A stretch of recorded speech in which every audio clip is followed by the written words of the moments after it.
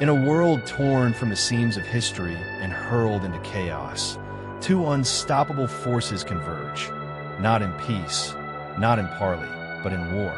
From the frozen fjords and storm-lashed shores of the north, they come, Vikings, warriors born under gray skies and hardened by the unforgiving sea.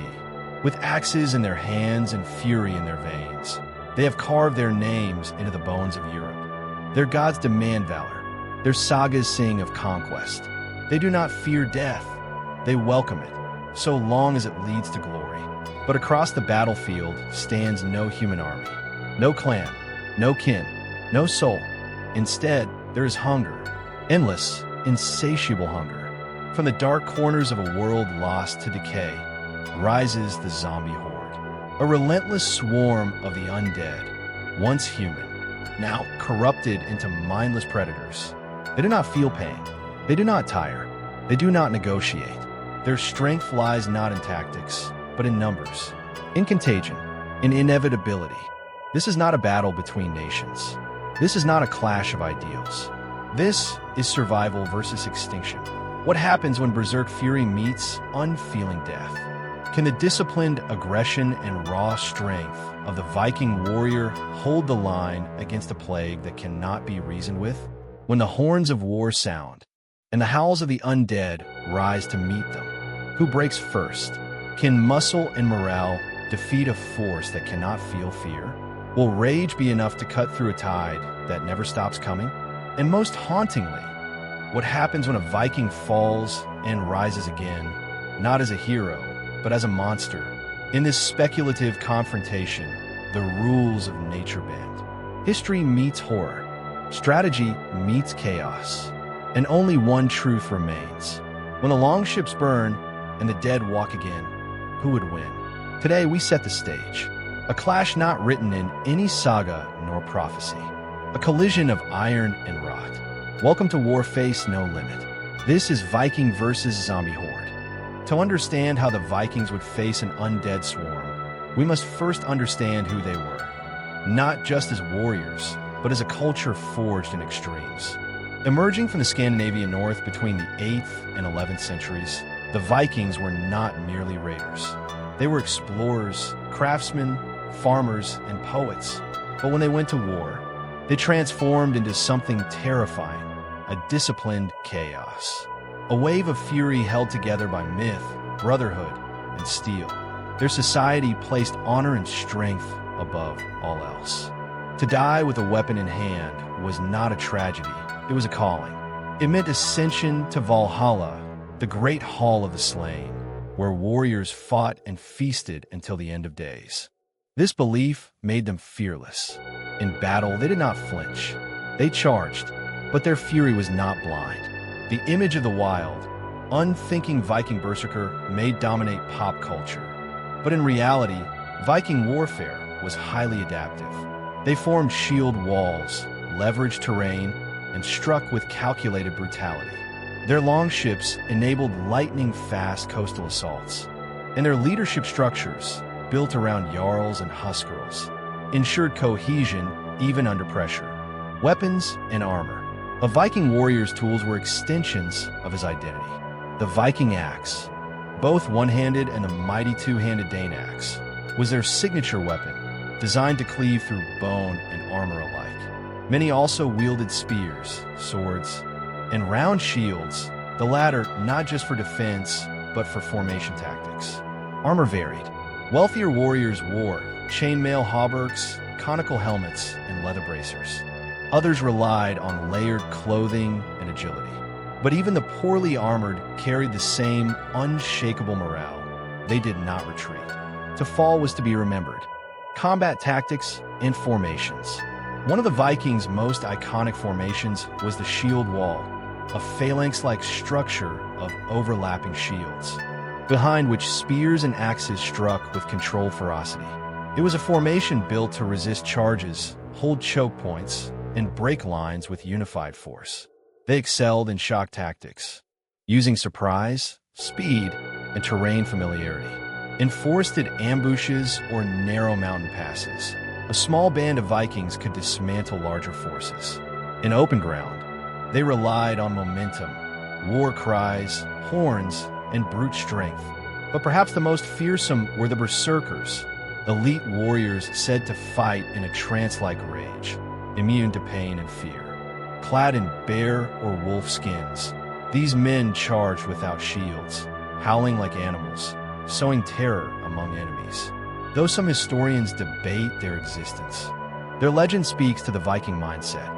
War was as much psychological as physical, command and discipline, contrary to myths of anarchic raids.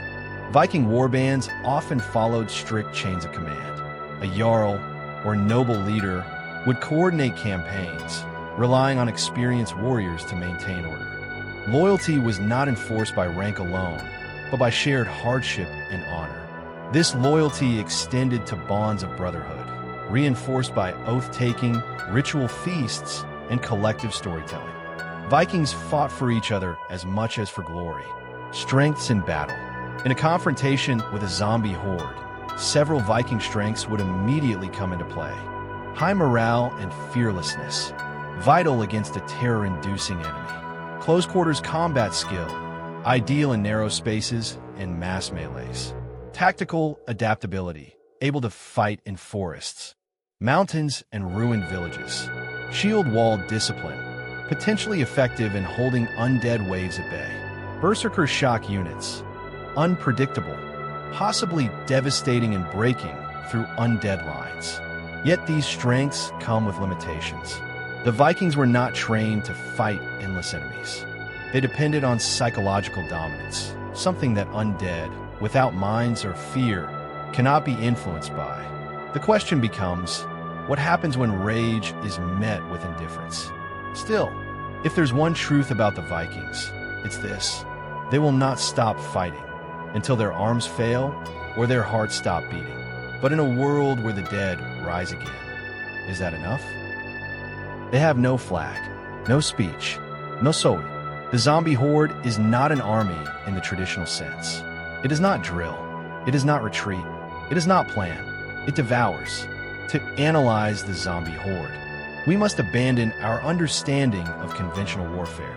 This is not a military force, but a biological catastrophe, a wave of reanimated corpses driven by one primal directive: consume the living. Their strength lies not in individual power, but in overwhelming numbers, psychological shock, and the terrifying truth that they do not fear death, because they are already dead. But how does one fight what does not think? And worse, how does one fight a foe that can turn your own dead against you? Origin and nature. We must assume a plausible origin, a necrotic virus, fungal infection, or dark sorcery that reanimates the dead. In this scenario, the zombies behave according to a baseline of speculative biology.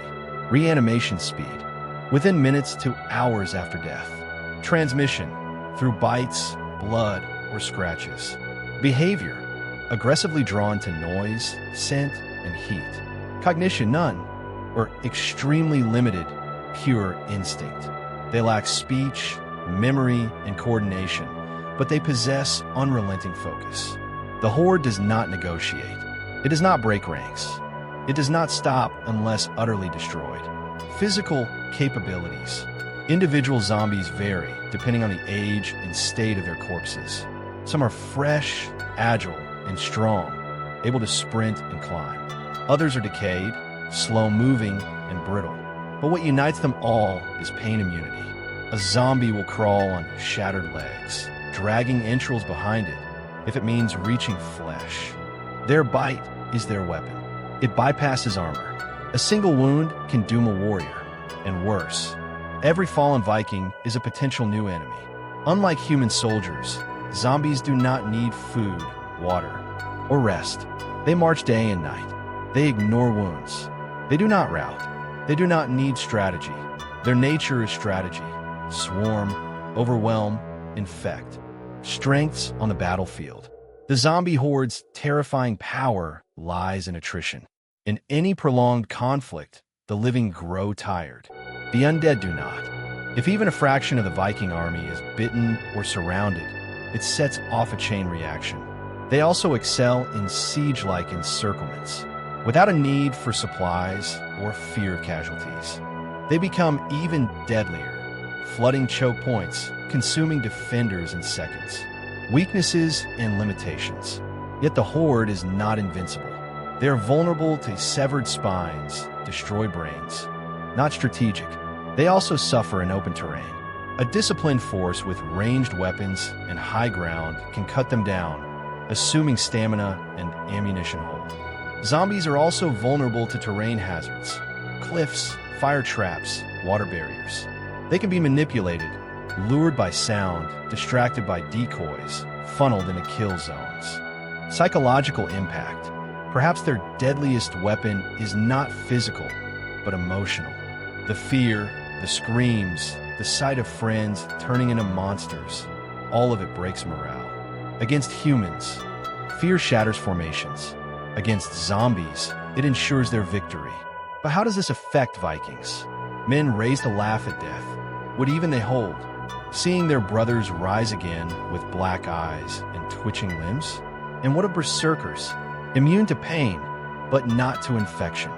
What happens when the wildest of warriors becomes the wildest of monsters? The dead multiply. Every battle with the undead is a war of mathematics. For every Viking that falls, one more zombie rises. Even a tactical victory becomes a strategic loss if infection spreads. This is the most terrifying truth of the Horde. It is not just a force, it is a plague. A mobile, accelerating extinction event. Unless contained, it consumes all. So, how does a warrior civilization of the North confront a force that turns its victories into defeats? The answer lies not in bravery or bloodlust, but in discipline, terrain, and time. The Viking rage may kill hundreds, but what if the swarm numbers thousands? The battlefield is not the open sea nor the cold stone halls of a northern fortress. It is an ancient, forsaken valley, once a thriving village nestled between thick pine forests and snow-dusted cliffs. Broken longhouses stand like rotten teeth in the mist. The sky is a choking gray. Winter is near, but the true cold comes not from above, it comes from a horde. The Vikings arrive at dawn. 200 warriors, hardened by countless raids, descend from their long ships and move inland. Their goal: investigate rumors of a cursed land where no bird sings, where villagers vanish, and where even wolves flee. But what awaits them is not a rival clan. It is silence, then a groan, then the swarm. From the trees, from beneath the earth, from the ruins, they come. The dead. Phase 1. The encounter. At first, the Vikings respond with their usual confidence. They form a shield wall, axes ready, war horns blaring. The first wave of undead is small, 20, perhaps 30, easily crushed. Limbs are hacked, skulls shattered. No losses. The warriors cheer, but the cheering dies quickly. The second wave is larger. 50, then 100, then more. A relentless tide pushing in from all directions. The shield wall tightens. Archers fall behind the line, loosing arrows into the mass. But zombies don't flinch. They don't fear volleys. They fall, crawl, and rise again. Berserkers break formation, roaring into the swarm. Their rage is magnificent, but undisciplined. One slips, another is pulled down. In moments, their screams turn to growls. The first Viking falls. Collapse of formation. The shield wall begins to buckle. Not because of strength, but weight. The horde is like a flood. Constant, crushing, indiscriminate. Vikings try to rotate the front lines. But there's no time. Every wound risks infection. Every second spent fighting is another where someone is bitten. Axes become coated in black ichor. Shields are ripped from arms. Arrows run dry. Panic flares. The command structure breaks. Jarls call for retreat. Not in cowardice, but in strategy. They cannot hold open ground. They fall back to the village ruins. Phase 3. Urban combat. The broken village becomes their stronghold. Narrow alleys, burnt walls, and elevated watchtowers offer temporary safety. Here, the Vikings' knowledge of terrain and choke point defense shines. They set fires, collapse buildings, funnel the undead through kill zones. Spears jab from rooftops. Rocks are dropped. Oil is poured and lit. It is brutal, desperate, and effective. For a time, the horde slows, but the dead are patient. The fires die out, the traps are spent, and slowly, piece by piece, the horde resumes its crawl. Worse, now, the dead wear Viking faces. Phase 4, final stand. The remaining warriors, perhaps 50, gather in the center of the village. Surrounded, there is no escape. The cliff walls are too steep. The longships too far. The undead are everywhere. They form a circle. No more shield wall. Just men back to back, weapons soaked, arms trembling. And then, the last horn sounds. They charge. Axes swing in wide arcs. Spears thrust. One berserker, his face half-bitten, continues to fight, driven by sheer fury. But it is not enough. The swarm folds over them like a wave crashing upon rocks. Some fall, some rise, some are torn apart before they can turn. In the end, only a handful break through, escaping into the forest, wounded, gasping, pursued by groans in the trees. They do not speak, they do not sing, and behind them, the valley falls silent once more. What if, had the Vikings set traps earlier? Had they retreated to the cliffs instead of the village? Had they used fire more aggressively? Could they have turned the tide? Possibly. But the truth is this. Every Viking killed strengthens the enemy. Every death is a recruitment. And even the bravest warrior cannot fight forever. Yet, what if they brought wolves? Siege engines?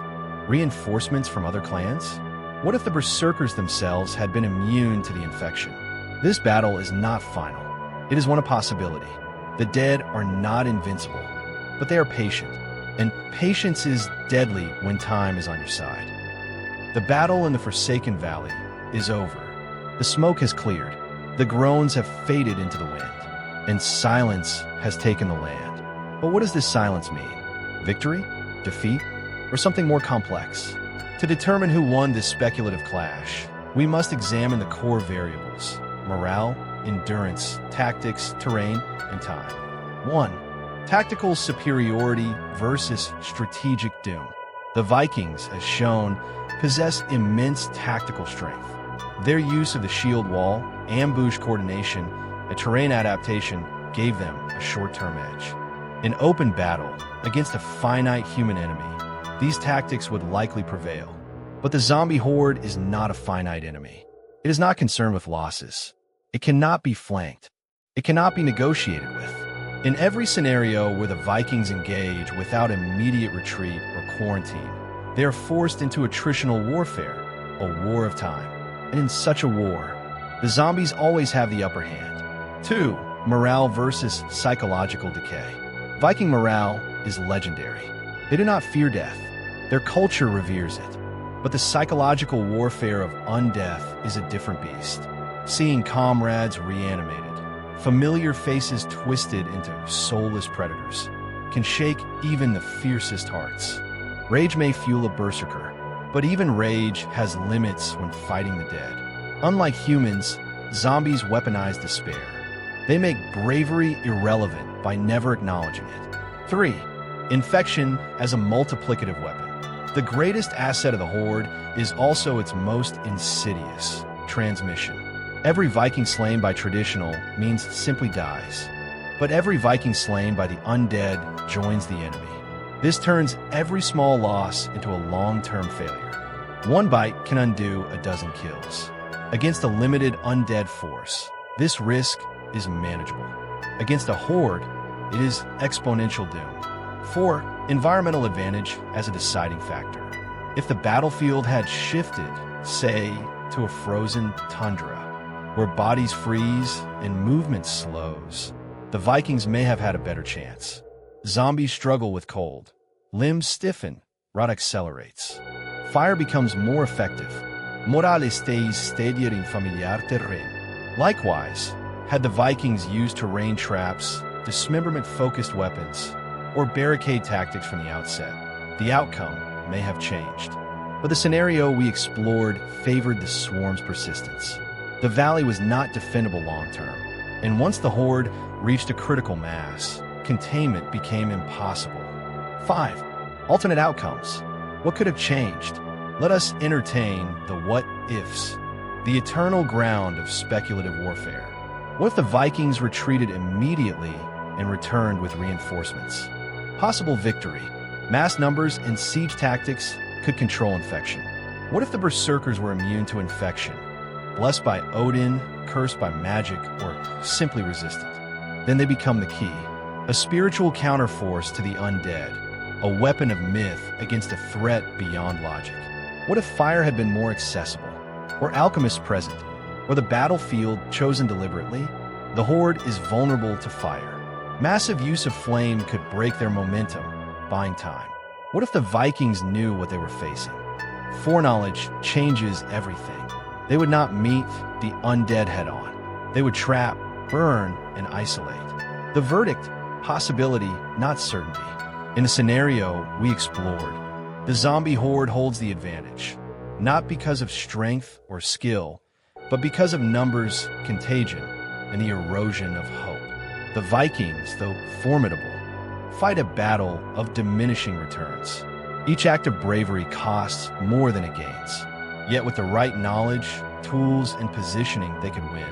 Victory against the undead is not about glory. It is about containment, about knowing when to stand, when to burn, and when to run. The Vikings may lose the valley, but they do not lose their spirit. And in another land, under different stars, with fire in their fists and fury in their hearts, they might return. And next time, the dead might fall. Steel against rot, rage against the void. In the end, our clash was not only between Viking and zombie. It was between two truths. One, that no warrior, no matter how fearless, can fight forever. The other, that no force, no matter how relentless, can ever fully kill the will to resist. But what if the battle had gone differently? What if the Vikings had fought in winter, using sleet and snow as allies against decomposition? What if they had brought fire traps, long spears soaked in oil, or war dogs trained to recognize the scent of undeath? What if they had expected the infection, quarantining the wounded, purging the weak links before the rot took root? Could that have turned the tide? Or what if the dead were evolving, learning? What if the next swarm remembers? These are the questions we ask at War Face No Limit, where myth, military logic, and imagination collide. Now we turn to you. Who do you believe would win? The fearless Viking, forged in frost and fury, or the undead horde, relentless and rising, immune to fear, immune to death? And what scenario do you want to see next? Samurai versus werewolves? Roman legion versus predator aliens? Spartans defending against a demon siege? Leave your theory, your what if, your battle scenario in the comments below. We read every one. And if you enjoyed this journey through blood, ice, and bone, like, share, and subscribe to stay with us on the front lines of impossible warfare. The battlefield changes, but one truth remains. The war never ends. You've been watching War Face No Limit, and this was Viking versus Zombie Horde. Until next time, choose your side and sharpen your axe.